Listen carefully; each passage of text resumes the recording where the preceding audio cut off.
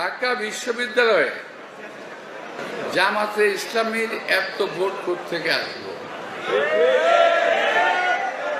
আমার তো হিসেবে মিলে না ভাই।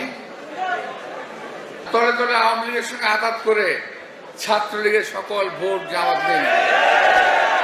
বুঝতে পারছেন? এখন ছাত্রলীগ দীর্ঘ 15 বছর ঢাকা বিশ্ববিদ্যালয় শাসন করেছে, তাদের তো বিরাট একটা জনসমর্থন আছে, এটা অস্বীকার করার কোনো পদ্ধতি নেই। হয়তো নেতারা চলে গেছে, কিন্তু যারা সাধারণ কর্মী বা হল পর্যায়ের নেতা অন্য তারা তো আর যায়নি। এই সুযোগটা পেয়ে তারা হয়তো এই সুযোগটা কাজে লাগিয়ে শিবিরকে হয়তো সমর্থন দিয়েছে, যার কারণে দেখবেন ভোটের ডিফারেন্স মার্জিনটা কিন্তু অত্যন্ত আকাশ পাতাল হয়ে গেছে। কি আওয়ামী লীগের ভোট জামাতে চলে গেছে, এইগুলো কথা বলা না দলকে আরো বিপর্যয়ের মধ্যে ফেলা। কেন ফেলা আমি আপনাকে একটা হিসাব দিয়ে বুঝাই।